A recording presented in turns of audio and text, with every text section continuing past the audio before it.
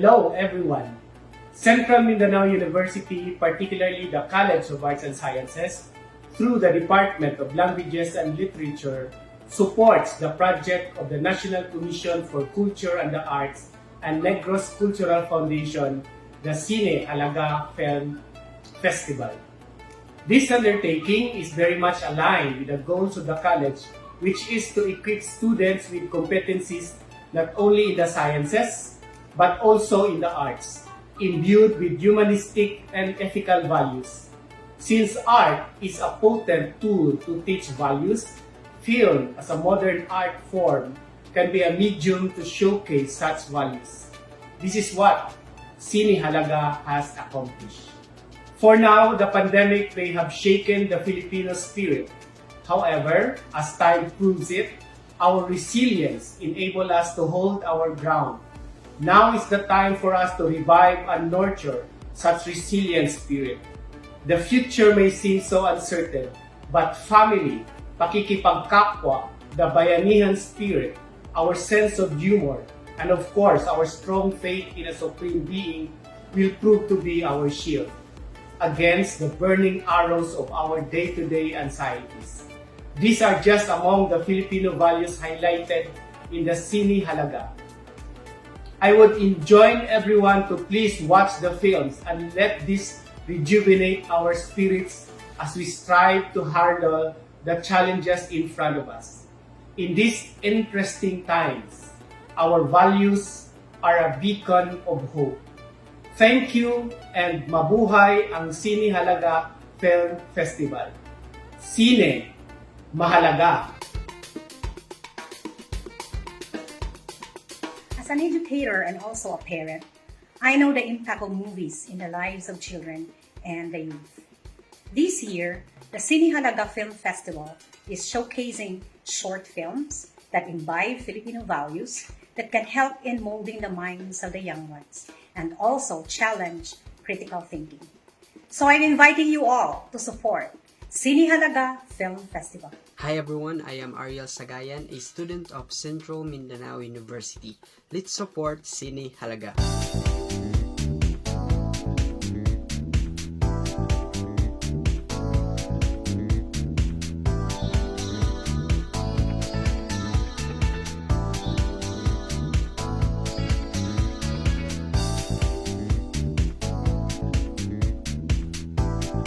So the floor is now open for our second set of teachers. Meron po ba kayong tanong for our guest filmmakers? The floor is now open.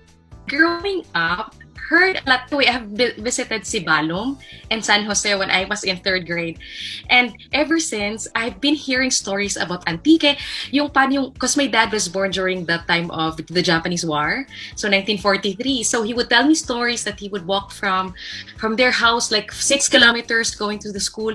So when I watched the trailer, kasi hindi nakita yung film, when I watched the trailer, sabi ko, this view looks so familiar kasi from the stories of my dad na walking. So parang ganon. So I'm just happy no na he has this advocacy to really create karaya films because it's not every day that you can find films like that and stories that you can identify yourself into and something that you can always relate to home. So upon hearing na karaya to, I'm actually excited to show this film to my dad. I do not speak the language. I've been into independent films but I haven't seen karaya as often as I could. Yung Ilonggo meron, pero karaya hindi masyado. So, yun lang. I would just comment on that. And going to the question, kung ano yung napanood ko, yung Summer Blues. I have certain questions. Pero minsan, I actually noted here. Yung theme, parang ang daming na-introduce, parang ang daming nangyayari dun sa film. Pero I have a question on the ending. Di ba parang nalunod? Well, una, ayokong spoil. Okay. Sorry. Magagalit yung director dahil sinabi natin yung spoiler. Oo. Okay. I think one of the best of teachers din, ang palagi kong sinasabi, all my students know this, I always tell them na wag spoil para minsan kasi na-excite tayong mga teachers, no? And we understand. Pero I always tell them not to spoil. So, I won't tell. Total, narinig na naman ng audience natin kung na may nangyari. Hindi ko muna sasabihin. Pero it's a film na very quiet and very minimal, no? There's only 2 characters. May isang supporting character sa dulo. This was done by a young filmmaker and dalawang magkaibigan nagbakasyon sa beach. Yun lang yung premise ng kwento natin. So, isa yun sa nagtatanong palagi, ano ang value? Kasi nag-enjoy lamang ang mga bata sa beach. So, ang aking palaging tinatanong, bakit ko nag-enjoy ba tayo? Wala ba tayong value? Tandaan natin, no, isa sa mga value na nilista, kaligayahan, happiness. Pagkatao doesn't have to be seen. So, pwedeng you're very good to each other, you have good intentions, nagbakasyon kayo, nag-enjoy, hindi naman ako nag-enjoy ka, nawawala ang value mo kaagad. So the value is there. Value of friendship. Value of remembrance. Value of possible love for a brother or a classmate. So I think maraming makikitang value kung mas tahimik ang mga pelikula because makakaisip tayo. At ang value palagi, hindi yung palaging sinusubo lang. A lot of the values we see in film are not actually seen. Nasa atin. So, titingnan natin anong nakikita natin sa screen. So, we see the values through the nuances, sa environment, sa ating mga characters, sa conversation nila. No, nakikita natin ang mga values dito. So, maraming mapag-uusapan, lalo na sa pelikulang Summer Blues. No? Masalimuot at Tiyago at Diet. So, I'm glad na si Ma'am Doreen has seen a lot there, even if the film is very, very minimal. Kailangan lang ng konting gabay, lalo na sa pelikulang Summer Blues. Kailangan ng konting gabay sa mga estudyante because they might not see a lot. No? So, kailangan talaga ang guro sa pelikulang ito. Maraming salamat, Direk. Thank you din, Ms. Doreen, sa iyong tanong. I have only watched 2 short films, the Bakit Ako Sinusundan ng Buwan and Lorna. So actually, I really like the story of Bakit Ako Sinusundan ng Buwan. Sa start pa lang po ng film, nag-wonder po ako, bakit po slow mo yung mga yung action po ng character. Doon pala sa sa end ng story, na-touch po ako kasi ganun pala yung nangyari. That's why actually I love the movie and also the story of Lorna. Okay, thank you. Thank you so much, Miss Stephanie. Okay, how about Doc Alma? Meron po kayong tanong para sa ating filmmakers? Okay. About this Ugbos Bayabas. So although the story is a sort of a comedy, but it has some deep messages. Like for example, for me, hinahanap ko yun direct sa list ng mga Filipino values doon.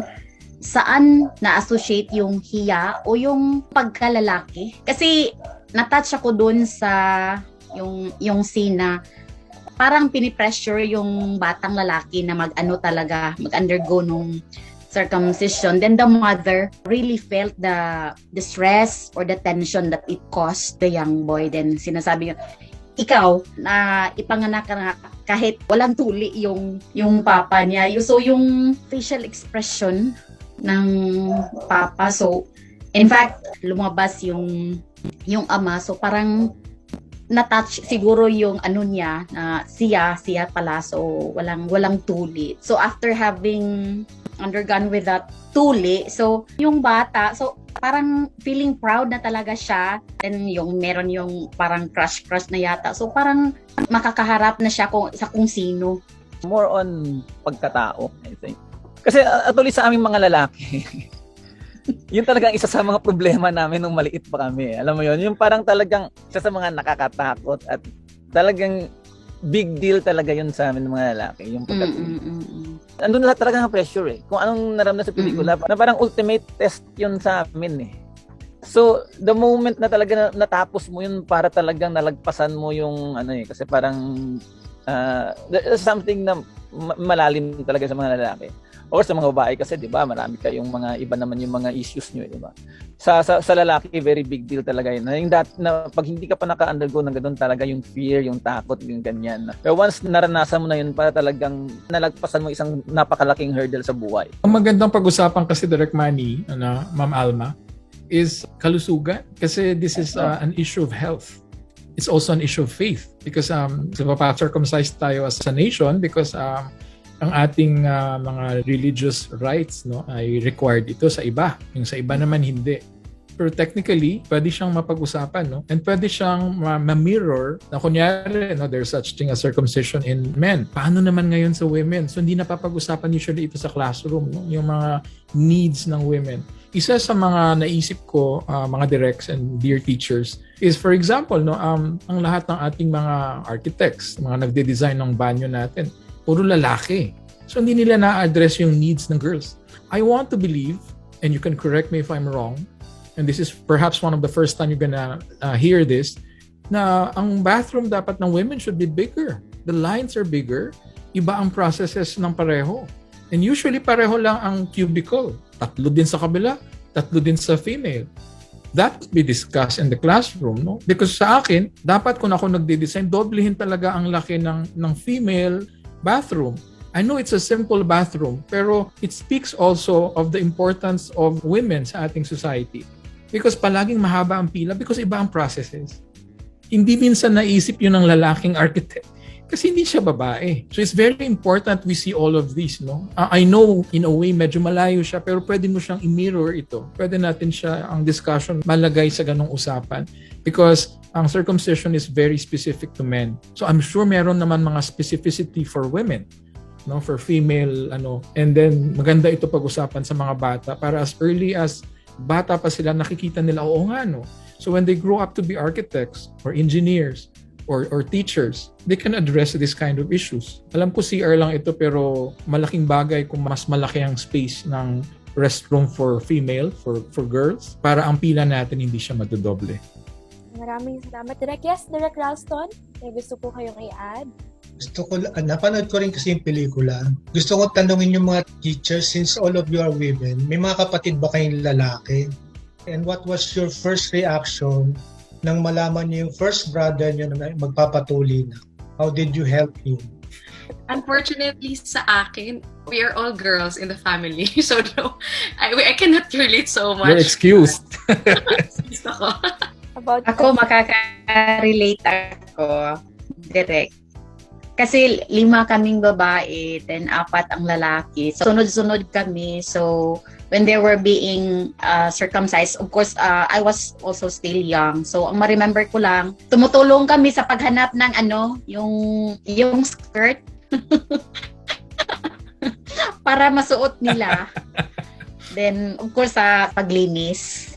Then, tinutulungan namin sila. Then, and sometimes, kahit nahihiya sila, pero siguro sa sobrang sakit, then we really use that guava leaves in cleaning the wounds. May alternative ba sa guava leaves? I mean, I'm just curious. Kunyari walang ugbos ng bayabas sa place niyo, ano kaya ang next alternative?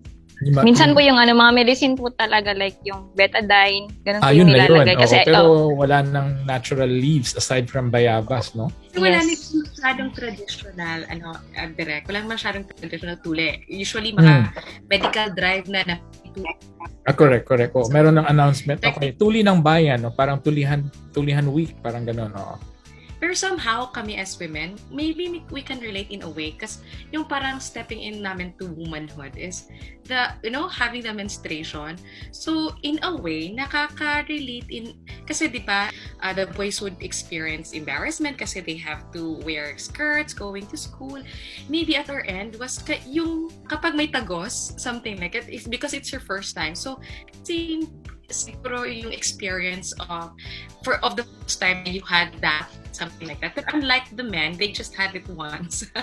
With women, it's a continued process. That's a good point. Na may isang estudyante sa school minsan the first time niya at di pa niya alam. The teachers are always there, no? Usually it's the female teacher who would be assisting the student. No? Ang ganda. Ikaw, Benny, sabi mo kanina may brother ka. Ay, ako direct. Grade 5 pa lang siya. So, magpapatuli pa lang siya. So, yung ngayon, yung struggle niya is kinakabahan siya kasi hindi niya alam yung ini-expect niya. So, minsan nag-emotional turmoil lang siya in an instant kasi natatakot siya sa idea. No? Kasi yung brother ko na medyo high school na, yung newborn siya, nag-injection siya. Pero siya, I think, magpapatuli siya in I don't know the traditional way maybe kasi nasa grade 5 na siya. So, I'm not sure paano yung proseso niya. So, parang ako natatakot din para sa Sabi mo kanya. manood siya ng Ugbos, Bayabas sa Sine Halaga Film Festival. Hindi ko na panonoodin, direct papanoodin. dalawang Baka bagay lang. matakot. Yan nga, dalawang bagay, baka matakot o hindi. Kasi may isang friend din ako from Bacolod na tinanong ako. So magpapa-circumcision din yata yung anak niya. So sabi kong ganun, kinikwento ko, sabi niya, teka, papanood mo kaya? Panoorin ko muna yung pelikula, sabi niya, then titingnan ko kung papanood ko sa kanya o hindi. Yan, great question, Direct Ralston. Kasi ako din, mga kapatid ko kasi puro babae, ako naman yung bunso na lalaki. So, ganun din talaga sila nung time na nagpa-circumcision ako. Ganyan. Ayun, lahat sila na nagbibigay sa akin na papahiram ng mga palda nila. Diba? Shorts na maluluwag, ganyan. So, yun na, ano. And then, of course, tumutulong sila sa paglilinis, ganun lahat. Si bunso, kaya parang ganyan. Sabihin mo sa kapatid mo, huwag siyang mag-hadlok, manood siya ng Ugbos ka Bayabas. Dalawa. Segue pa, no? Dalawa segue. Thank you, Direct. No, thank you for your insights as well. No? So, imagine the simple topic of pagtutuli, ang daming discussion na pwede natin gawin. No? So, this is a very good example of a classroom discussion na ito. No? So, salamat sa inyong mga teachers. No? Meron pa po ba kayong mga tanong sa ating mga directors or ang ating directors may tanong ba sa ating mga teachers so far? I just have to comment on Ralston. I know you're from Manila po, di ba? Opo.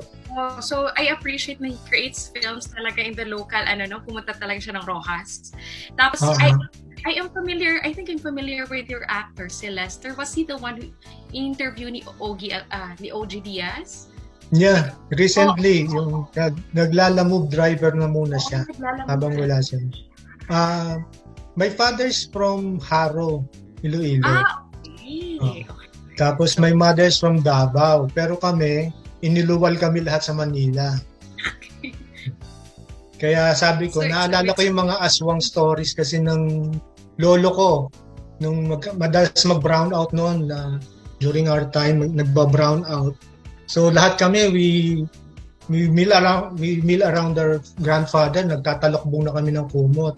Tapos magkikwento na siya ng mga aswang story na galing sa Haro. Iba-ibang klaseng aswang eh. Depende pala sa yun. Depende sa lugar. Sabi ko, ganun ba yun? Tapos laging nabubuo sa ko, it's all about fear. Takot. It's all about fear. Tapos pag nakikita ko yung lolo ko, he was struggling with his illness, sabi ko na parang yung mga kwentong aswang niya. Lumalabas na sa niya. Sa pagkatao niya. Yan. Yun. Pati yung pagtuli ko noon, I remember may aswang kwento ng lolo ko, nung tinutuli ako. Manila naman kasing tuli namin. So wala kaming mga bayabas and all. Kaya lang ang biggest fear talaga namin noon with the tuli is the aftermath of the tuli. Ikaw ba'y mamamaga o hindi? Yun ang peer pressure. Pag hindi ka namaga, magaling ka. Pag namaga ka, yun, palpa ka. Yan ang mga peer pressure mo. So, akala ko direct yung tinuli kayo ng aswang. No aswang. Nang sinabi niyo, sabi ko na-connect. Yung mga kalaro ko ata, yun, may mga ganun sila, yung umiyak sa parents na parang aswang daw yung magtutuli. Sabi, hindi, doktor yun. Ano pa nga sa amin, ang gamit pa is, parang may blowtorch. Sinunog. Hindi siya cut. So, iba-ibang klase siya. So, yun. Doon ko na may iba-ibang klaseng fear yung tao. Depende sa situation. Tuli, whatever, kamatayan, pagpapanganak, mag-i-enroll. Di ba? Pag magpapa-enroll yung bata, iyak na iyak. Yung baggage pala niya, yung pala yung aswang story natin. Although, they're just creations of our minds. Parang, pala siya? It's a mindset. Well, gusto ko lang i-add doon, Denise, no? Sorry. Yes, kasi, palaging pag pinag-uusapan yung aswang portion. And what I want to lead the others also to see sa Hadlok is ang aswang is a creation lamang na ng ating fear. Technically, walang aswang doon sa Hadlok. It's really, ang fear natin is sa human beings na who is actually taking away rights from us. Because ang pelikulang Hadlok is a karapatang pantao, the right of way. Because palaging uso yun sa probinsya. Yung issue na ang bahay nyo magkatabi, magkadikit, isa ang dinadaanan nyo, di pa kayo nagkakaintindihan. So who has the right of way sa ganon? So gusto kong pag-usapan din ito ng ating mga guro. The aswang milieu is only used by Direct Ralston as a metaphor. Pero actually yung ating pinag-uusapan sa pelikula really is really the struggle of the father na ang kanyang mother, ang kanyang asawa na may anak na dalawa na hindi kanya ay nasa abroad. So yun yung gusto ko rin makita, the other side of Hadlok, para pag-usapan din ng ating mga teachers. Thank you. Ayun, maraming salamat, Direk. No? So, iba-ibang konteksto ng aswang sa ating buhay. No, it can be our challenges or our struggle, kahit ano, no? So, maraming salamat, Direk Elvert, no? Direk Ralston, Direk Manie, and our teachers for your sharing, no? Ngayon, so maraming salamat po. It's the customs, languages, and traditions that help reflect our past, as well as the shared experiences that help to shape our values and beliefs for today and tomorrow. I am Isabel Jane Simon, a Bachelor of Arts in English Language Studies student in Central Mindanao University, and I am one with Sine Halaga Film Festival and showcasing our very own culture to the rest of the world, binding us closer together, even distance apart. Together, let's all watch the 12 films that will be showcased in the Sine Halaga Film Festival. What's up guys, it's Clyde Vinceslaw here, a senior student from Central Mindanao University taking up Bachelor of Arts in English Language Studies, and I invite you to please watch the Sine Halaga Film Festival and keep safe. Pagtabang, pagtrabaho para sa pamilya. Naani sa Sine Halaga, magtanaw ta. At this point, allow me to introduce to you our second set of teachers. Again, still from Central Mindanao University Department of Languages and Literature. So we have first on the list, we have Miss Shara Rose Virginie Dionaldo. Hello po, ako po si Shara Rose Virginie Olaya Dionaldo. Isa po ako sa mga guro ng Department of Languages and Literature, Central Mindanao University. Sa ngayon po, hindi po ako nagtuturo kasi naka-leave po ako.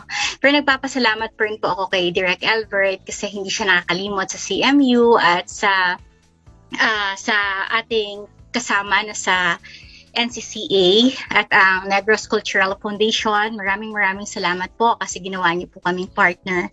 Masaya po kami, nakasama ninyo kami, lalong-lalo na sa pagdiriwang namin sa 111th anniversary ng CMU. Thank you po. So let's proceed with our next teacher. We have Miss Mayflor Di Prentilla Arambala. Hello everyone. Good evening, maayong gabi from Bukidnon. Magandang gabi sa inyong lahat. I'm Mayflor Di Prentilla Arambala, and I'm a faculty of the Department of Languages and Literature. I'm currently teaching public speaking, argumentation and debate, and speech communication and theater arts. Thank you so much to NCCA, NCF, and Sine Halaga for bringing the films to Central Mindanao University. Thank you for sharing your films with us. And although later my concern would be on the production side, because right now I'm teaching theater and I'd like to know how you do it during the pandemic. Although theater is different from filmmaking, but in a way there are points of similarities with filmmaking and theater production, and I'd like to know how you are able to do it amidst the pandemic. Thank you very much. Thank you so much, Miss Mayflor. Okay, next in line, we have Miss Marlene Zarate. Hello po, good evening. Thank you for bringing the films to CMU. And I'm Marlene Zarate anyway. I teach general academic subjects for college students. Some of us also teach senior high school students. And I also teach one interesting subject for me, Binukid. Binukid is the language of the many tribes we have here in Bukidnon. And I hope that when I show this to my students, they will be inspired to make some films that would use the Binukid language as well, because it's not very common nowadays. Some of the younger generations do not use it anymore. because of, I don't know, discrimination, and some of the language is used for mockery. First-hand experience, because I am a pure native of Bukidnon, I can speak the language as well. So hopefully, one of my students or anybody who can see these films from Bukidnon would be able to make a film that would encourage the use of the Binukid language so that the country can also listen to this beautiful language. That's it. So thank you very much. Okay, let's proceed. Last but not the least, we have Dr. Alma Calimbo. Good evening, everyone, once again. So, I'm Alma S. Calimbo, the department chairperson. I was designated as the chair of the department since August 2019. And I had been teaching here in CMU since November 1999. But before that, I had been also teaching, I taught also in high school. So with this introduction of the film, so this can really help the teachers in the department to use local films portraying authentic Filipino culture to their students. So I am really thankful of this collaboration. So thank you very much, Sir Elvert, for considering us.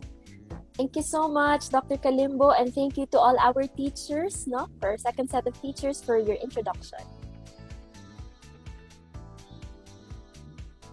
Hello everyone! Good day! I am Jonalo A. Carvelotes, a third-year BAL student of Central Mindanao University. I am encouraging all of you to support Sine Halaga by watching 12 films depicting the Filipino values. Together, let's witness the amazing films of Sine Halaga. Napanood ko na rin po yung mga ibang palabas at nagkataon na napanood ko rin yung Hadlok at yung Ugbos ng Bayabas. Hindi ko pa siya natatapos dahil sa connectivity ko. Gusto ko yung Hadlok kasi yun nga kanina sa kwentuhan, yung mga lolo't lola natin, pinalaki tayo sa mga kwentong bayan. May isa akong nakalimutan ko lang talaga kung ano yung title ng poem, pero tungkol siya sa mga aswang at tikbalang na nung mga lumalaki pa tayo, yun yung sinasabi nilang mga nakakatakot. Pero ika nga, pagka daw nasa university na tayo o kaya pag nag-aaral na tayo, hindi talaga yun ang nakakatakot. Mas nakakatakot yung mga nakakasalamuha natin na para siyang anghel sa harapan.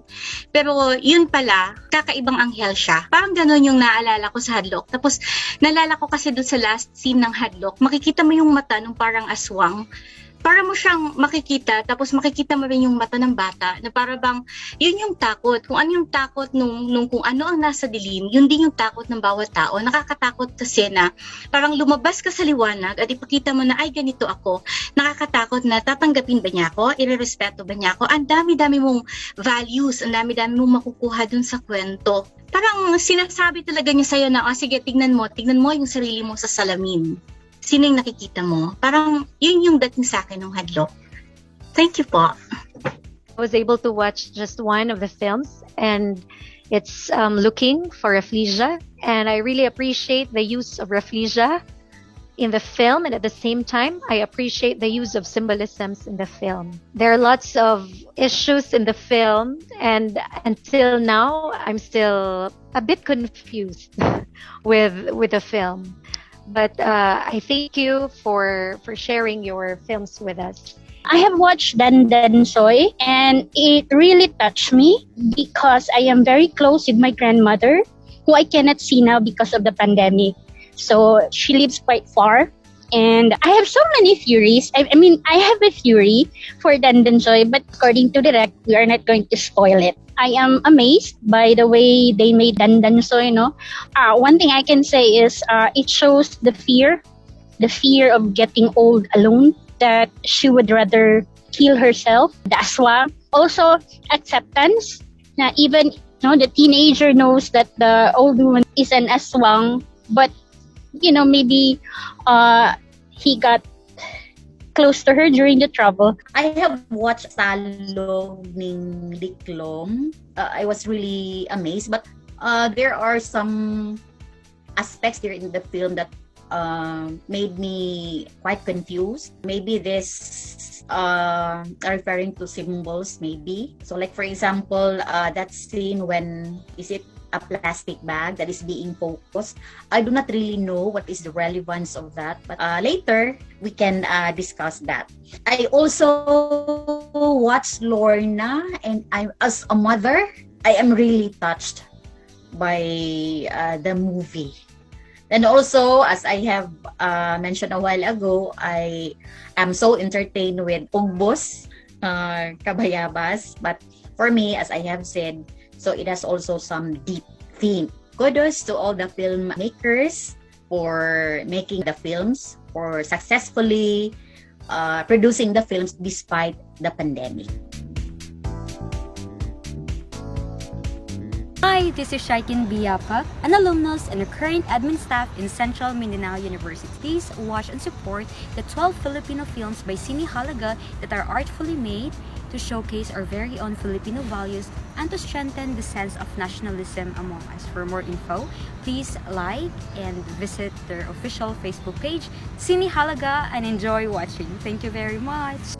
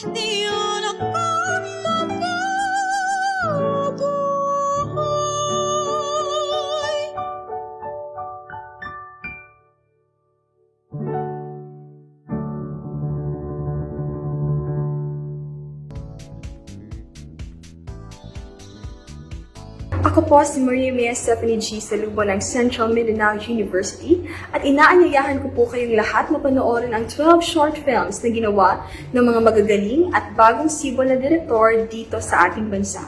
This is high time for us to revisit our Filipino values as we move towards national recovery from this pandemic. Suportahan po natin ang sariling atin, suportahan po natin ang Sine Halaga. Maraming salamat po at mabuhay po tayong lahat. Okay, again, we bring in our guest filmmakers, Direct Manie, Direct Ralston, and of course, we are still joined with Direct Elvert, no? At of course, we still have our teachers from CMU. Okay, so the floor is now open for your question, teachers, to our filmmakers. Who'd like to go first? Ako. Okay. Pasensya na, Thank kasi you, Direct. I get curious kay Ma'am Mayflor. I see a piano behind. So alam ko kaagad kanina she must be teaching, she must be into theater or music. And I was right, when she gave that introduction. So kanina ma'am na mention nyo, and I was listening behind the scenes about ano ang pwedeng gawin. Would you like to tell us more about your subjects at yung mga pinapagawa niyo sa students? Yes, thank you. I have a piano behind me and a painting of my That's my mother's paint, and she did not paint it, but she owns the painting. I cannot play. I've been to 3 teachers, but I always say it's a teacher factor. But I think I cannot read notes until now. So good thing my son has learned because of the pandemic. He doesn't have a choice but to learn the piano, and he could read notes. So my brother plays the piano. I just sing. Anyway, thank you. I'm into arts. I'm into speech communication. That's why most of my subjects are actually communication subjects. But some of my subjects in college are actually theater.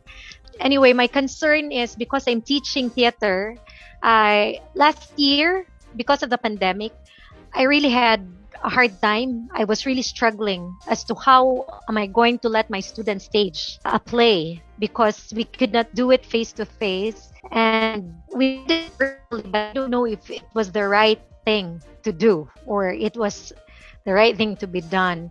But anyway, we had it virtually and they were able to do it, but there are really some of production experiences that they were not able to experience if they had to do it virtually. And I appreciate that you were able to come up with beautiful films with this pandemic, because I know it's really difficult. So my concern is I want to know how this pandemic changed the film production, because in a way I could relate as to how am I going to do it in my class, because my final requirement for my theater subject is for my students to stage a play at the end of the semester. So I'd like to know how you are able to do it with this pandemic, how you are able to produce a film, how the pandemic has actually affected the production. Thank you very much. Thank you, Ms. Mayflower. Anybody from our directors would like to answer the question? Yes, Direct Manie. Ako siguro. Yung sa akin nga, sabi ko nga kanina, lahat ng mga films kasi dito ko sa Antique, sinushoot. Isa talaga yan sa naging challenge sa akin.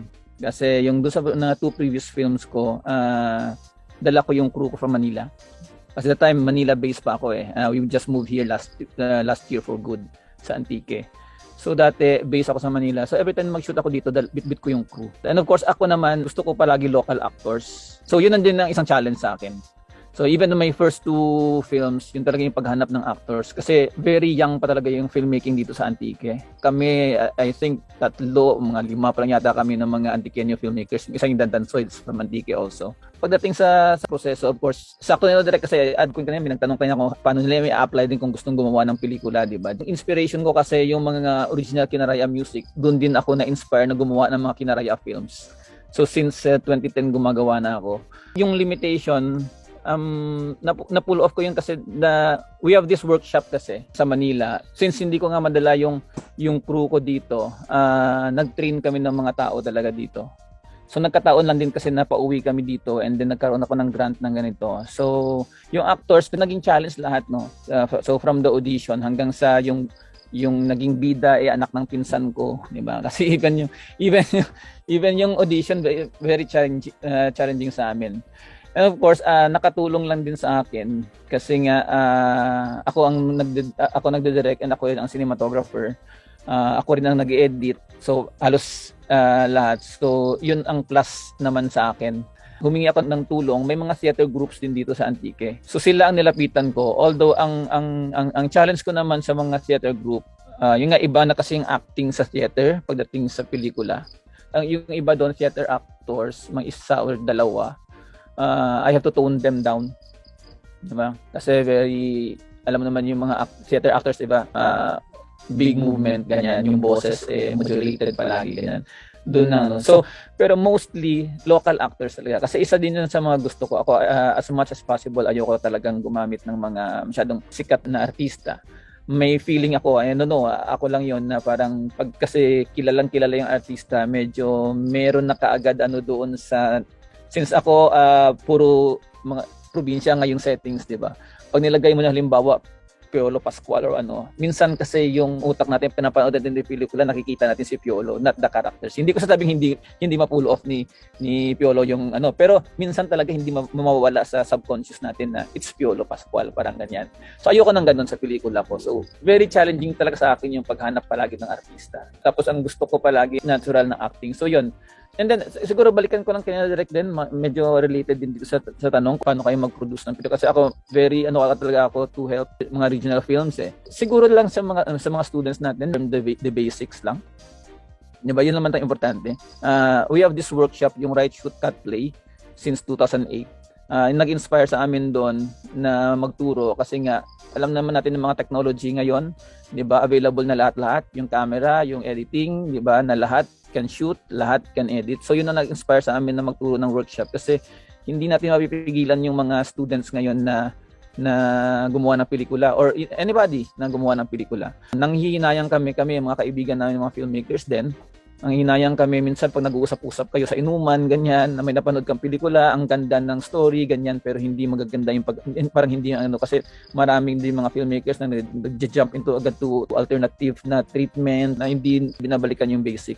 So, kaya kami nagturo ng workshop na basic. Madali lang naman eh. So, equip lang natin yung mga students natin ng mga basic skill, film language, ganun lang, basic lighting at least, di ba? Para naman pag ginawa nila ang pelikula, hindi masasayang yung material, di ba? Na magawa nila at least maayos man lang. Of course, hindi natin in-expect sa kanila ng mga baguhan na makagawa talaga ng isang pulido na pelikula. At least they learn yung basic na film language, di ba? Yung mga shots, mga ganun. So yun lang po. Dun sa process, magkaiba nga yung theater tsaka film, ano? Kasi theater or stage is spontaneous. Tsaka, yun nga, sabi ni Direct Manie, high acting, you have to reach the audience from the farthest part of the theater. So, sa film kasi very minimalist. Very, kung close up lang, nagda-dialogue na actor. So, in opposite, sila, spectrum. So, with the students, yung mga young people ngayon, especially the Gen Z, they enjoy the high-tech, yung technology nila, they're always on their cell phones. Diba? Siguro, as I might suggest, kahit na nagre-rehearsal kayo, nagre-rehearse kayo ng play, throw lines, or let them capture the moment with their cell phone. Lahat yan, kahit na nag-acting ako, nagba-blocking kayo, or whatever, nagde-dress rehearsal, let them do the capturing para magkaroon ng film experience yung mga bata.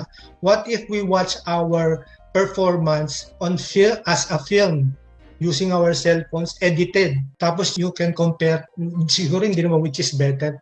You have two mediums of expression na, which is the stage, the actual, or the spontaneous, the live, and the tape or the film medium na mas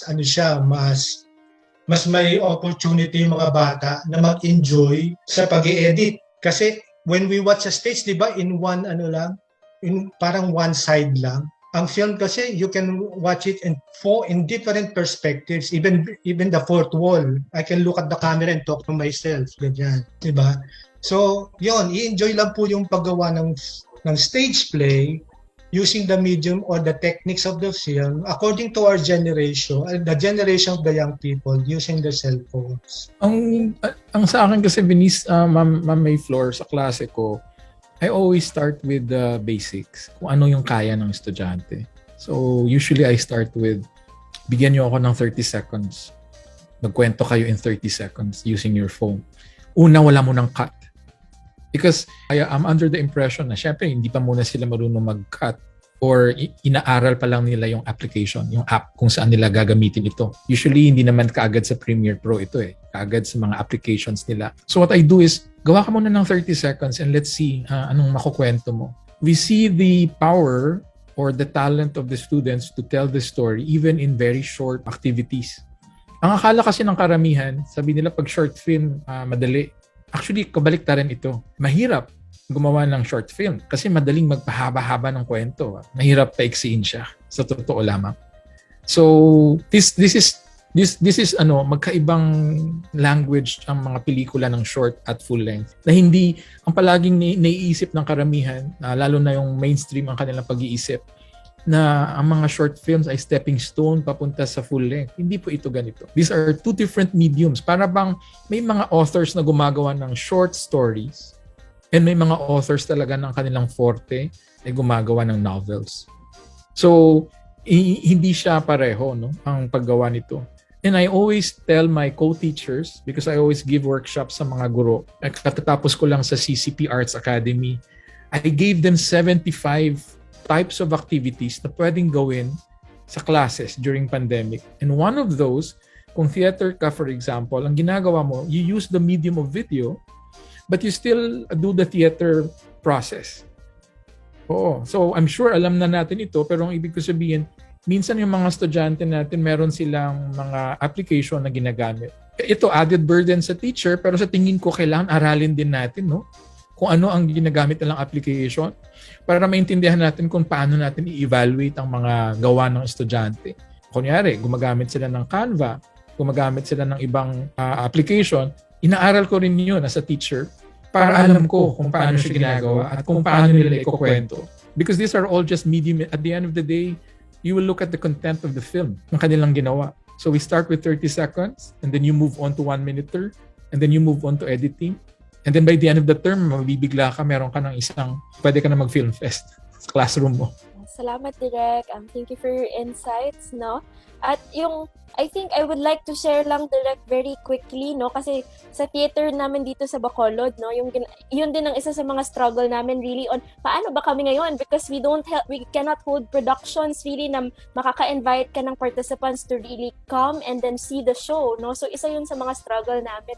So ang isang medium na ginawa namin, Miss Mayflower, no? Ito ay isa din sa mga idea na ng aming executive director, si Miss Tanya.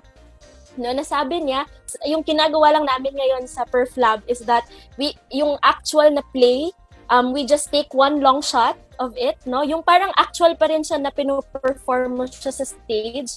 And then, it's a one long shot, but yung concept namin doon is really documenting lang the play, no? And then translating it into a film na ba ang tawag doon or things like that, no? So parang ganun muna as yung parang simple stepping stone namin to really explore our ways also online or in the digital space, no? So yun yung mga simple kasi wala pa talaga kami ng mga equipments, no? So medyo mahirap, no? But yes, iba-iba naman tayo ng style, so it really depends on how we interpret or contextualize our plays, no, in the new platform, no? So ayun lang, konting insight. Pero maraming pamamaraan. No? Sorry, kasi gusto ko, maganda yung sinabi ni Venice saka dagdagan ko yung mga sinasabi ng ating mga director because maraming ways. For example, one of the ways could be na ang medium mo, kahit nandun lang yung camera, pero ang character siya nagmo-move papunta sa camera. When they try to speak, no, magbablocking ka. Kunyari, lumalapit na siya. Ano kayang gagawin ko ngayon? Lumapit siya. Nalalayo siya uli, another character comes in, dumaan, and sabi niya, ewan ko sa'yo, pero lumalapit sila sa camera. Even if the camera doesn't move, ang body siya nagmo-move. Or, pwede ang camera ang magmo-move. So, dalawang stage back to back. Pag next setting na, ikot lang ang camera ng konti, another stage is there. So, maraming pwedeng ways to do it sa classroom na sa tingin ko, magagamit siya. Even if remote sila, malalayo. Kasi we can even use the Zoom as the camera itself. Na hindi lang parang nakaupo lang kayo lahat na parang window. Dadagdag ko lang, perfect example nito, I hope I could, kung sana kung maka-share ako sa ibang ano. The movie ni Direk John Red na Still Lives, it was shot in 1999. At ito ang kinoconsider na unang digital film na ginawa. It's shot in mini DV at exactly ganun ang ginagawa. Pwede kong i-share sa ibang time or ano kasi I could ask Direct John also pwede siya kasi naka-steady lang yung camera and then yung mga actors lang in and out yun ang pinaka-paborito kong independent and digital film sa hanggang ngayon kung mapapanood nyo. Anyway, pwede kong i-share sa ibang oras kung gusto, pwede nyo akong i-contactin and we can arrange siguro. I hope makatulong sa inyo. Direct Manie, thank you for that, no, and your reference na share mo sa amin. Thank you also, Direct Elvert. Okay, so I think we proceed to the next question. Yes, Ms. Shara? Naalala ko lang po, Direct Elvert, correct me if I'm wrong, meron kayong shinare na ginawa ninyong film dati dito sa CMU. Yung parang, nakalimutan ko lang yung title, pero kung naalala ko, may award yun eh. parang sa France yata ang award ninyo noon, yung parang nasa banyo ba kayo or nasa salamin, na parang iba-ibang characters ng tao yung pinakita nyo gamit yung salamin lang. At yung camera, hindi pala, cellphone, ang ginamit ninyo. Tama po ba yung naalala ko? Correct, ma'am. Yun po. So, ang ginamit ko ay cellphone at maiksi lang yung pelikula actually. It's just where you refer, kasi marami akong cellphone films, so I'm not sure kung alin dito. Dalawa ang napadala sa France. But I remember, I think I'm talking about No Flowers in the Afternoon na film ko, shot in Germany when I was there. Tama ba?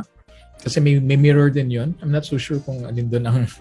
Pero ang ginagamit ko cellphone, kasi pwede talaga ito. And ang pag-shoot ng cellphone, dapat, ang importante yung lingwahe, maaral ng mga bata kung paano niya itatawid yung kwento. Kasi minsan ang iniisip nila, pagagandahin nila yung eksena. Ganda-ganda.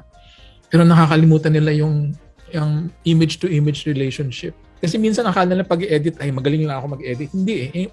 Kailangan mo aralin yung image 1, image 2, kung paano sila ang kwento, kung paano mo siya itatawid up to the end. So yeah, pwede talaga yun. One of the reasons why I'm shooting on cellphone, kasi minsan gusto ko na maging example din sa mga bata na, kasi pangit na parang mag-shoot kayo, tapos ako hindi nag-shoot.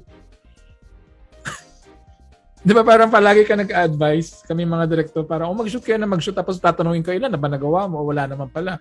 So nakakahiya. So ang ginagawa ko, gumagawa talaga ako during my free time na magagamit siya para makapagkwento. Iba kasi yung process din na Direct Ralston na Direct Manie din kasi lahat kami magkakaiba ng depende sa trabaho. Like si Direct Ralston is actively writing also and directing for both independent and other directors na sa TV. Tama po ba, Direct? Yes po.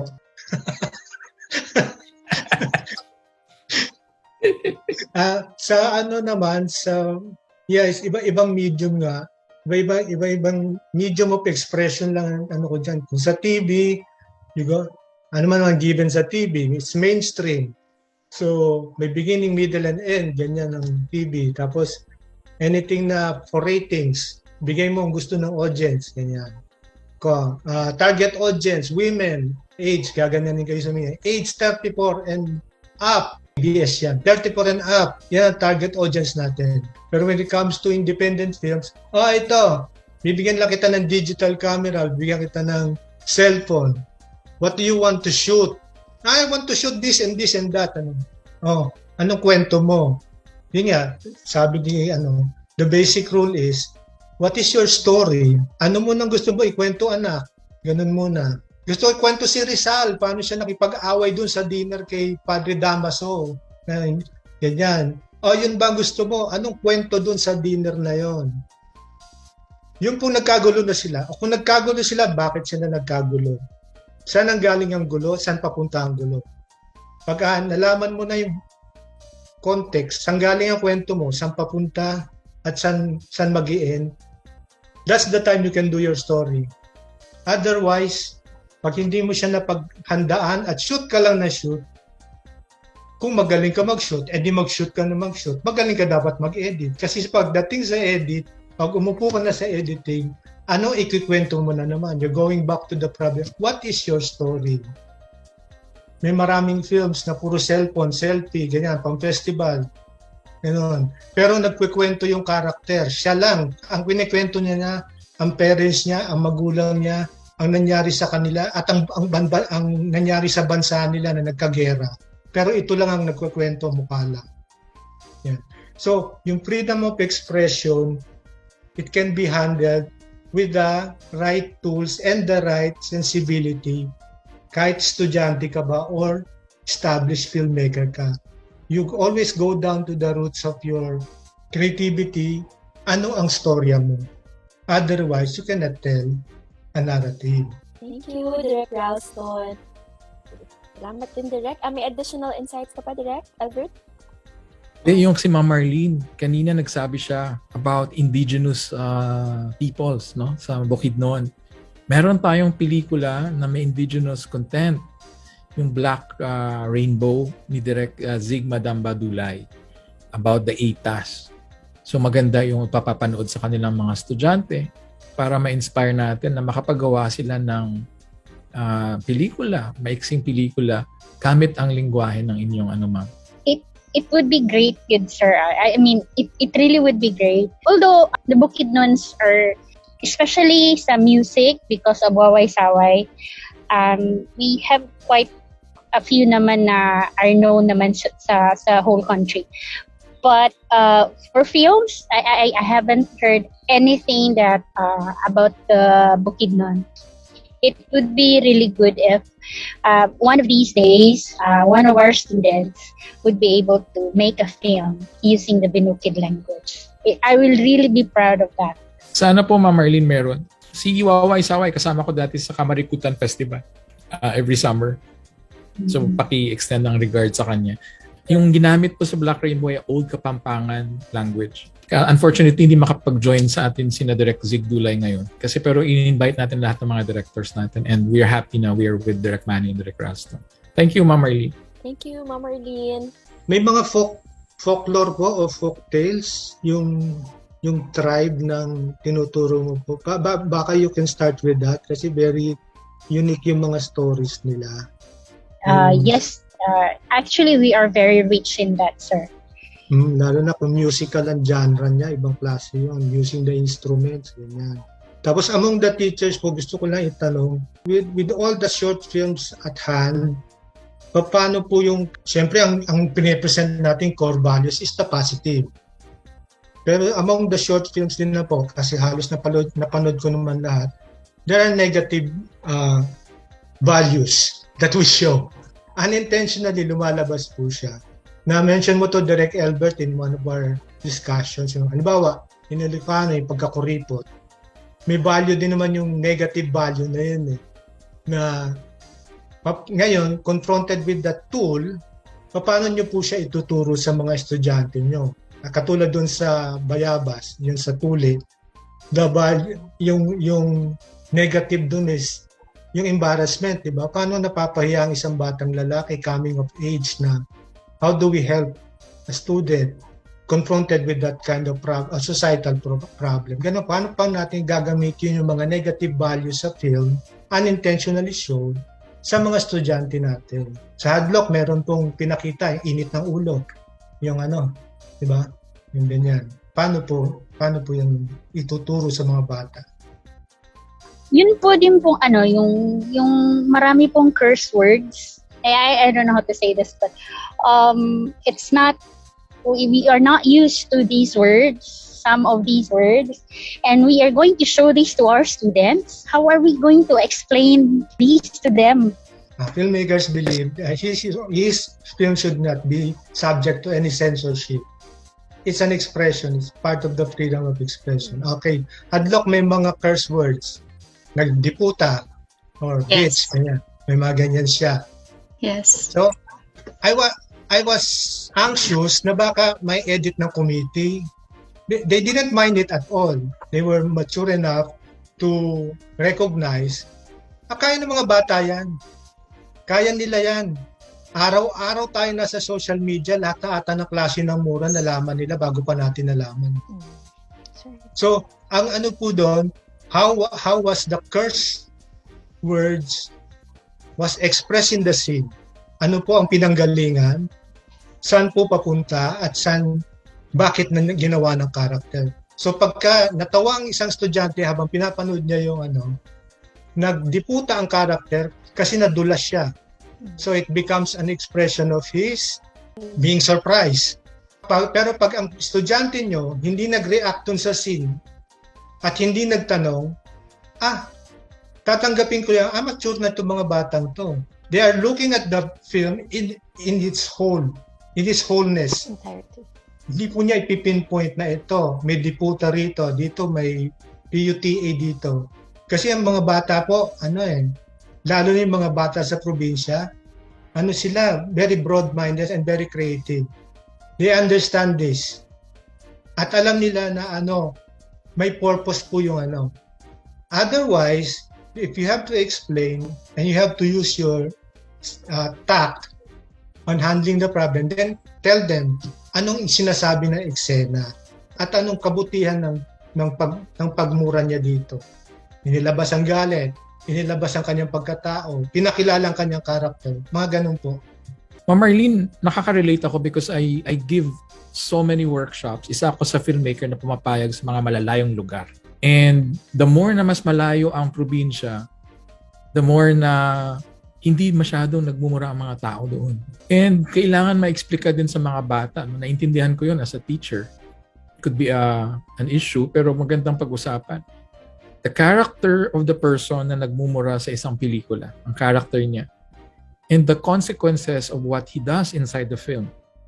Magandang pag-usapan yun eh. So makikita mo na anong context ng kanyang pagmumura, part ba ito ng buhay niya, o ganito ba siyang pinalaki, ano ang kanyang decision making sa pelikula, ano ang kanyang economic status. Magandang i-discuss ito sa kanila or mag-part siya ng probably ng kanilang culture sa street na yun. Pwedeng ganun yun eh. And then pwede siyang i-mirror. Pero sa atin, hindi tayo ganito, di ba? Kasi iba ang ating pagpapalaki sa atin. So it's not a matter of good or bad, but at the same time, how it's being used and how this affects the character. Kasi at the end of the day, ang nakikita ko sa mga kwento is that naging mabuti ba ang taong ito sa pelikula? Ano ang kanyang naging role para makita natin kung paano nag-decide ang mga characters natin? So I think that's magandang point yan at magandang pag-usapan sa film. Pero at the end of the day, mas preferred ko as a teacher to look into the totality of the film rather than mag-cherry pick ako na itong character nito is bad. I usually lead my students sa consequences of the decisions that people are doing inside the film. I think sa akin mas kailangan pag-usapan rather than yung mga babababaw na simple. Kasi ang Pinoy madaling madaling i-clickbait. I-offend mo lang ng konti, ma-react tayo. And sometimes, nawawala tayo sa main point ng isang bagay. Pansinin nyo, minsan ginagamit ito, even ng politicians, to divert national issues. May isang magmura lang, nakalimutan na ang lahat ng issue ng buong barangay at ang vaccination. Kasi nandun tayo sa isang artista na nagmura bigla. Yung ganun ba? This is also a good lesson for our students and teachers. Kasi minsan natitempt tayo na sumali. And ang aking palaging sinasabi, huwag niyong pansinin. Pinapansin natin May pelikula kayo minsan na ayaw, pero pinapanood siya 5 million views. Kasi pinapanood niyo rin, nagre-react kayo. May isang director na ayaw niyo kasi bastos against the teacher. Pero nagre-react kayo sa Facebook. The more you react dun sa Facebook, the more sumisikat ang filmmaker. So, ang kailangan nyo i-react yung sinehalaga. Para yun ang panoorin rather than yung mga pelikulang nagmumura. I'm not saying those are bad. I'm not in the position to judge them. Pero ang punto ko, minsan yung ayaw natin, yun yung ating ina-advertise. Kasi yun ang pinapanood natin. So gusto ko lang talaga i-put that sa table para malaman ng ating mga teachers. How to process that. That's the very important role of being a teacher. That's where you process everything na anong nakikita ng mga estudyante. If it's a negative one, if it's a lot of cursing, dapat na process. Why is the character cursing like that? And then, bakit ganyan siya? So may mga reasons. Like, it's not about filtering again. So it's true, I agree with the two directors that it's not about filtering the negative. We have to take in the negative, the positive, even the neutral attitude and the emotions because these are real feelings. Kaya totoo, reality to. So dapat nakikita nila na it's actually happening. Even cursing, it's actually happening. And even students, we're also measuring their critical thinking.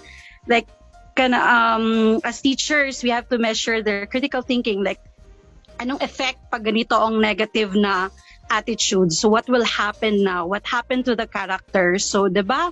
Parang ganito ang nangyayari. Just like what happened to Hadlok.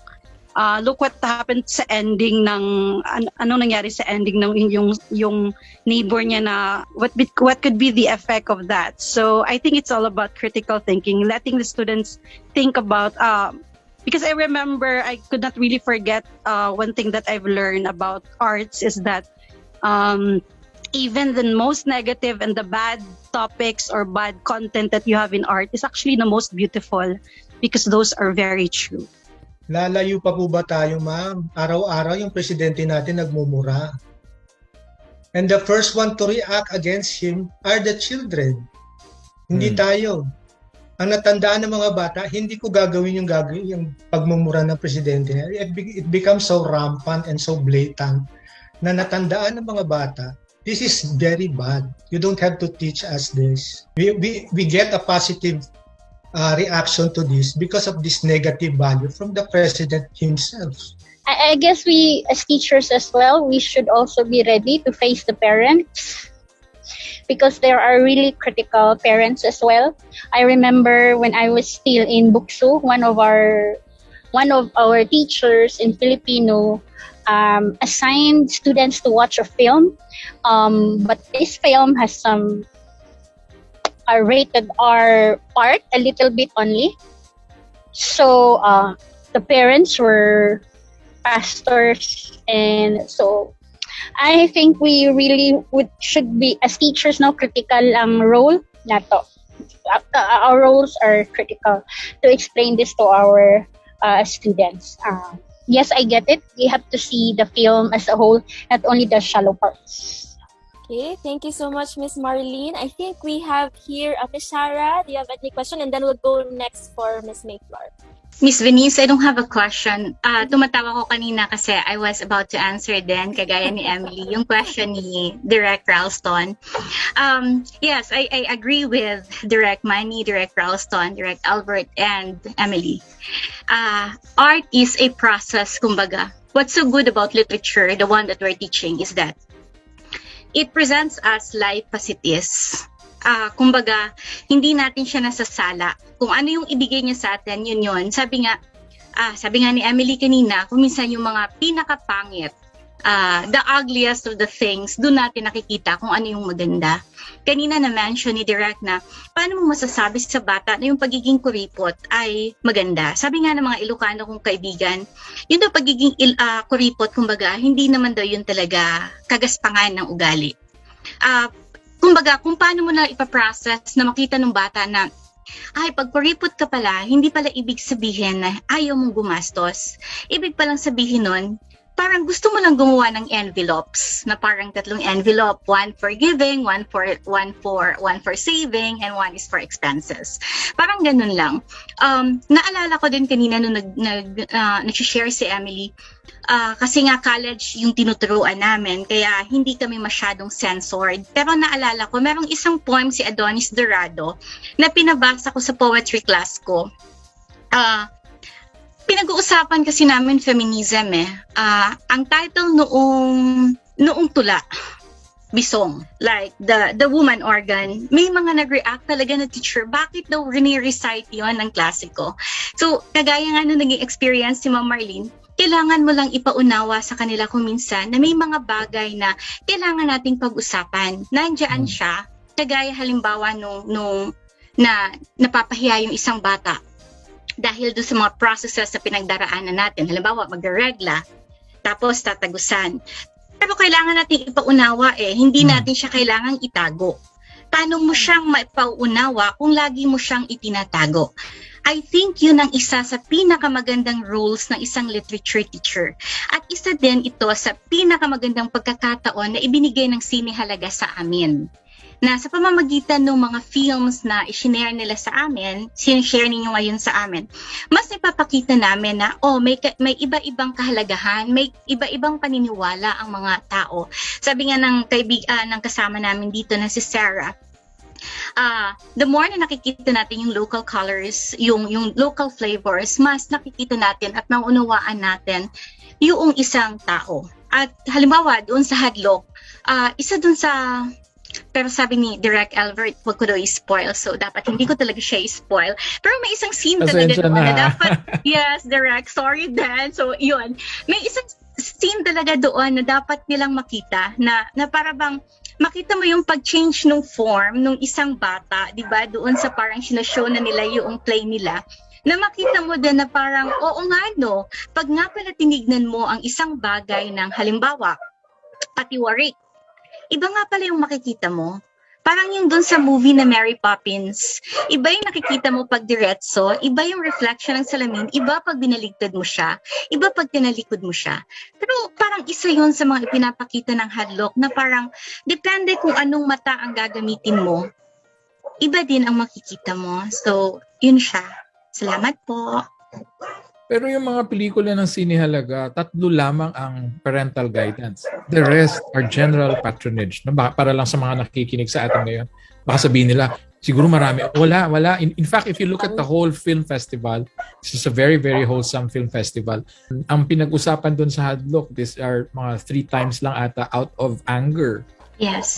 Not because of something else. So, ang pinag-uusapan natin mahalaga kasi sa ibang pelikula, nakikita natin ito.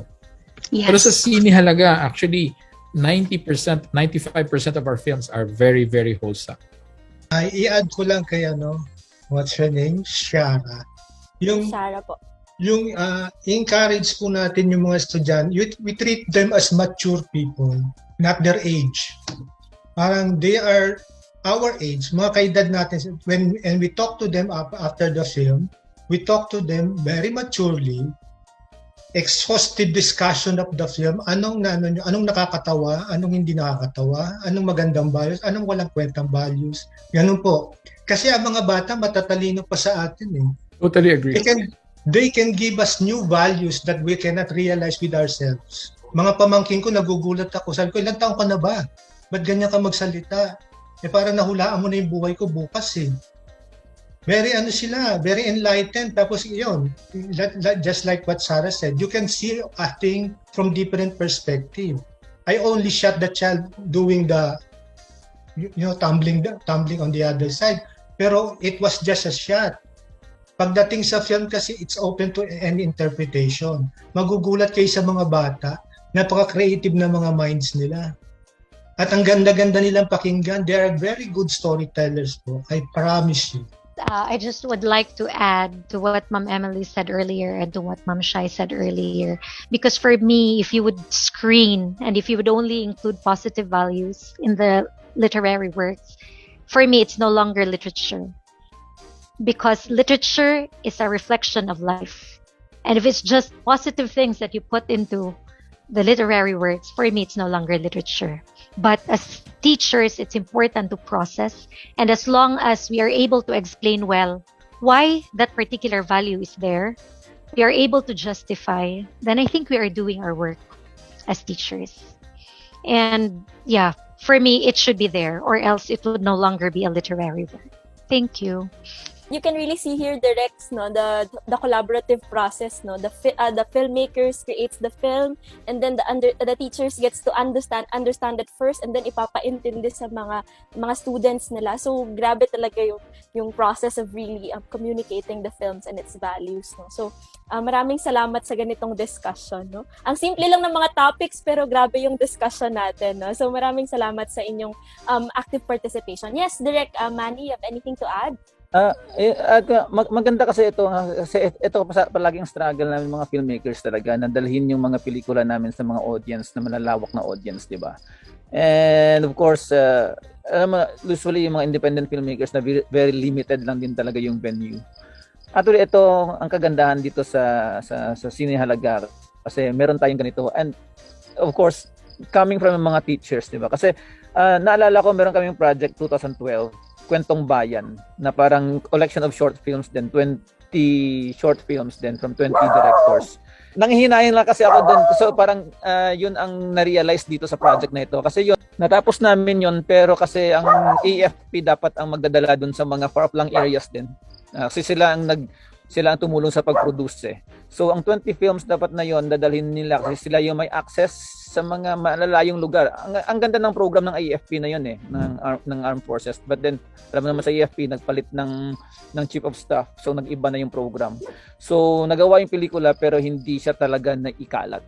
So ito ang kagandahan sa sinehalaga kasi ito talaga I'm sure na marami talagang marireach nito, diba? At yun yung struggle naman ng mga filmmakers. Ngayon medyo malaking tulong ito sa amin na talagang madala kung saan man sulok, diba, ng Pilipinas na. And of course may mga teacher tayo na makapagpaliwanag, makapagturo kasi mas magaling kayo sa ganyan, 'di ba? Kasi kami as filmmakers ayaw namin ng ganun eh. 'Di ba? At least kayo mas scrutinize nyo, kung paano niyo naman i-interpret yan, bahala na kayo doon kasi yun naman talaga ang film, 'di ba? Hindi namin kailangan i-explain yun eh. Hindi namin kailangan i-justify kung ano man ang inilagay namin. Kinuwento na namin yun eh. So hindi sa lahat ng bagay nandun kami sa likod ng sinihan, 'di ba?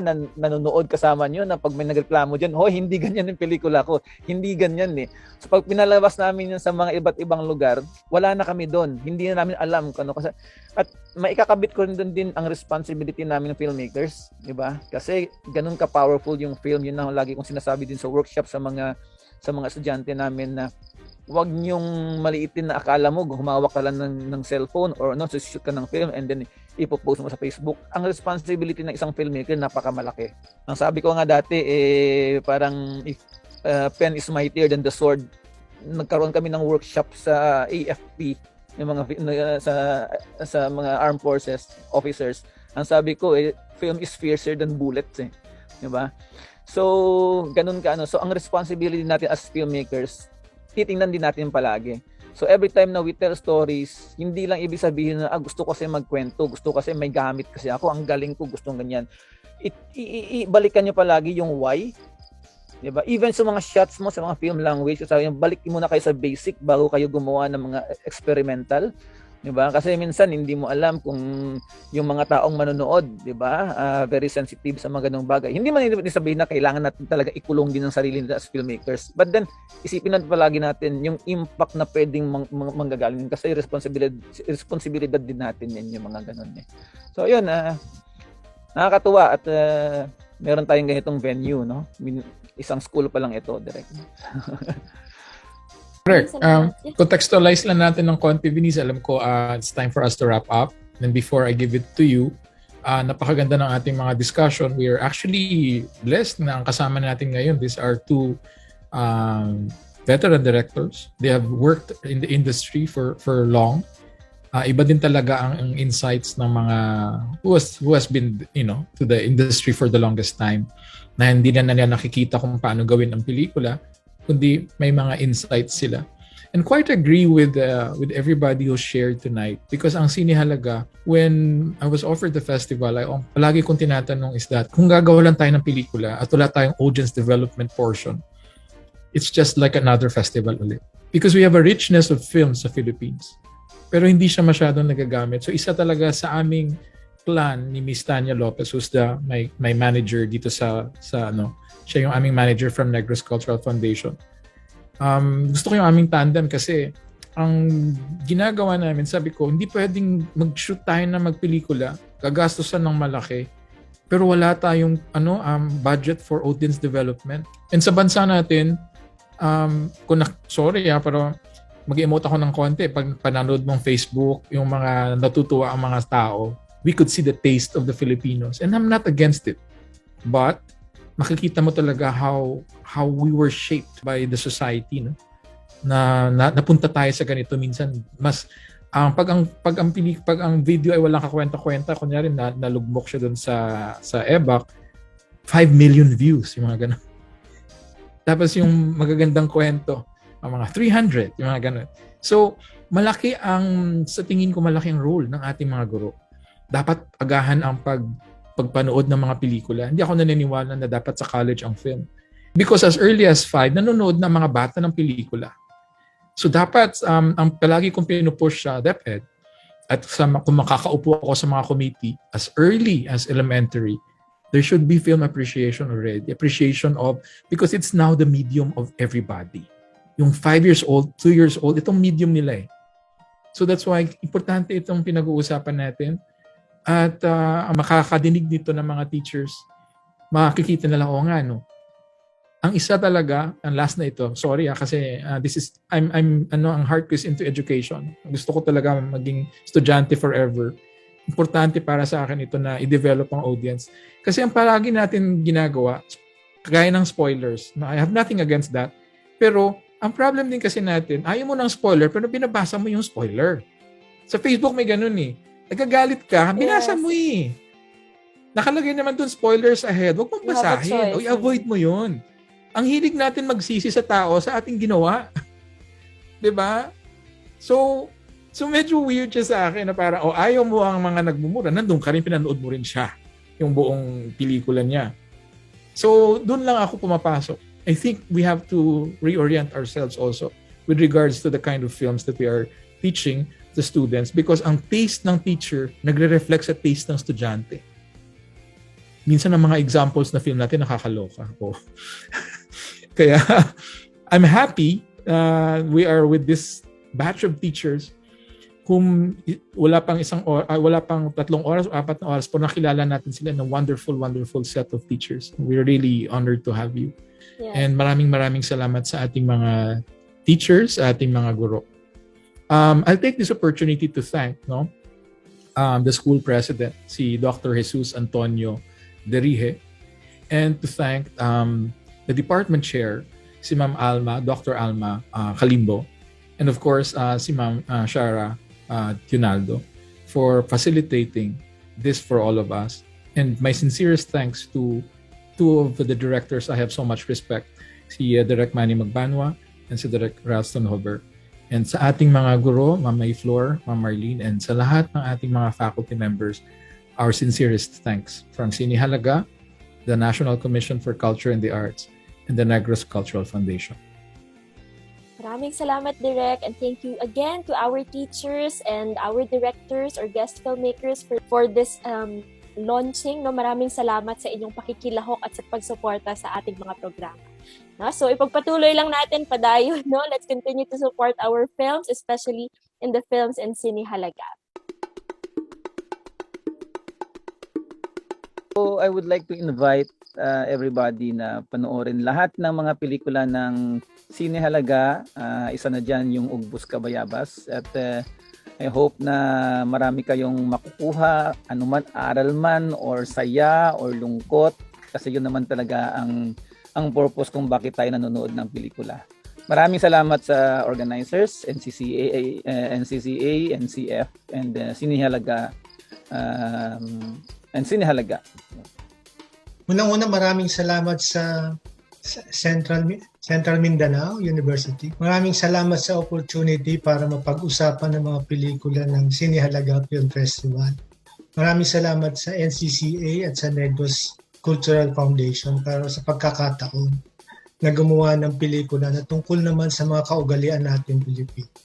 At iniimbitahan ko po kayong lahat na manood ng pelikulang Hadlok, tampok si Lester Lansang at lahat ng mga Hiligaynon actors. At sana po tangkilikin natin ang pelikula ng Sine Halaga Film Festival. Maraming salamat, Direk Manie and Direk Ralston, sa inyong oras at sa pakilahok sa amin sa ating launching. Maraming salamat po. Thank you very much and congratulations to Sine Halaga, NCCA, and Negros Cultural Foundation. Thank you again to this opportunity. Thank you so much po sa Sine Halaga sa mga director po na nag-share po ng kanilang mga beautiful stories po sa amin. So, yun po, salamat. Thank you, Sine Halaga, for sharing your stories to us, especially during our foundation anniversary, Central Mindanao University, our 111th founding anniversary. Thank you once again. Maraming salamat po sa pag-imbita sa amin dito, and this is actually a great opportunity for us teachers as well as students to showcase the Filipino culture as well. So with the films, we have the local culture and also the Filipino values. So it's a great opportunity for us to explore more, and all the knowledge that we have gained, especially ngayon na natutunan namin, is very, very important that we can also share it to everyone, not just to our students, but also to our families. So thank you so much for this opportunity. For making us be a part of this wonderful, it's an opportunity for us because it's not that these people in our means. And at this time, we'd like to thank Sine Halaga, NCCA, and Negros Cultural Foundation. I believe they are as well the co-sponsors of this, of this program. Thank you so much, and we look forward to have more partnerships with you in the future. Once again, thanks for this great opportunity to the directors and also to the organizing team, so NCCA and Negros Cultural Foundation. I really look forward to the lively discussions with the directors again, and also that my students will really enjoy watching these films once it's launched. So thank you po. Thank you very much to the Sine Halaga body, the NCCA, and the Negros Cultural Foundation for this wonderful opportunity. Thank you also to the directors for sharing to us your beautiful stories, and hoping that in the future you will create more beautiful stories like this. Thank you very much. Thank you so much for this beautiful and very intellectual discussion sa karong gabi. Daghang salamat sa mga filmmakers and the organizers for the Sine Halaga. I'm looking forward for my students to watch these films. Thank you, and tanaw na sa Sine Halaga. Good night, everyone. Daghang salamat, Sine Halaga. Maraming salamat po, NCCA and NCF. Thank you for bringing your films and for sharing your works with us. And thank you for this fruitful exchange. Just like the beautiful stories you shared with us, we also had a great story tonight and really a great ending. I'm inspired to bring the thoughts that you have shared with us in my classroom. I think I'm gonna come up with an activity, ano ang kwento mo? Or I'd translate it in our language, in our dialect, so that it would have a local, how do you call it, a flavor. I would call it unsa ang imong istorya. So thank you for inspiring us, to the filmmakers, to the directors. Thank you for being with us this evening. Truly a beautiful ending, just like the stories you have shared with us. Daghang salamat. Salamat tungkay. Thank you very much to the NCCA, the Negros Cultural Foundation, of course, the Sine Halaga for this very fruitful discussion. And thank you for the films as well. We're really looking forward to the time that we can share this to our students. Thank you very much. Sa pagkakataon, panahon at inspirasyon, maraming salamat po sa National Commission for Culture and the Arts, sa National Committee on Films, sa Negros Cultural Foundation, sa pagbibigay sa amin ng Sine Halaga. Maraming salamat din po sa mga tips, sa inspirasyon, at sa mga leksyon na na-share ninyo, Direct Manie and Direct Ralston. At ang lahat po ng ito, maraming salamat din po sa mga kasamahan ko sa DLL, kasi kahit na doon sa pagkaikling panahon, parang lahat excited agad na, sige, go tayo. At lahat po ito hindi magiging totoo, hindi tayo magiging nandito, at hindi rin tayo magkakaroon ng very fruitful na discussion, very inspiring. Kung wala si Direct Elvert na hindi nakalimot at laging nagbibigay ng panahon at pagkakataon sa CMU. Maraming salamat po, Direct Elvert. Once again, I would like to thank Direct Elvert, Direct Ralston, Direct Manie for those insights. So thank you very much. You really inspired us to also tell our own stories. So for me, maybe I'm going to create a movie, no longer entitled Lorna, but maybe Alma. So thank you very much for those inspiration and insights. Ako po si Professor Faye H. Wentong ng Central Mindanao University, Muswan, Maramag, Bukidnon. Nakikiisa at sumusuporta sa pagdiriwang ng Sine Halaga Film Festival 2021. Padayon sa paglambok, Sine Halaga. And that concludes the launch of Sine Halaga Film Festival in Mindanao here at Central Mindanao University in Bukidnon, Northern Mindanao. And to all of our teachers watching, don't forget to enlist in our Sine Halaga Guro Club. So before we finally end, we would also like to thank and acknowledge the following who supported us and made this launch possible. We have from Central Mindanao University, University President Dr. Jesus Antonio G. Derije, and then Associate Professor and Department Chair of the Department of Languages and Literature, we have Dr. Alma Calimbo, and Assistant Professor 4, and also our contact person and facilitator, we have Miss Shara Rose Virginie Olaya Jonaldo. And of course, all of our participating teachers from CMU, thank you also. And for our guest filmmakers, we have Director Manie Magbanua Jr. and Director Ralston, Jover.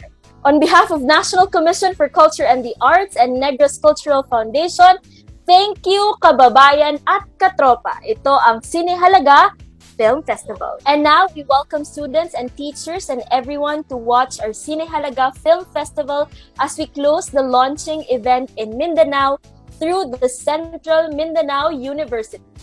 So how do we watch the films? Let's watch this video. Here's how you can watch Sine Halaga films for free on Vimeo On Demand. Step 1.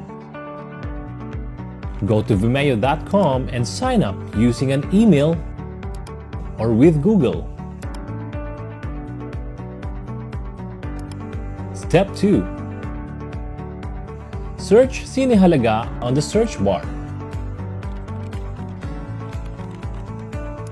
and select to show the on-demand results. Select the film you want to watch. Step 3. From the on-demand page, click Rent and apply promo code. Use the promo code sinehalaga, all lowercase, no space. Congratulations! You can now enjoy watching Sine Halaga films. All of Sine Halaga films are available on Vimeo On Demand for free for the whole year. Follow us on Facebook at www.facebook.com/sinehalaga for more updates.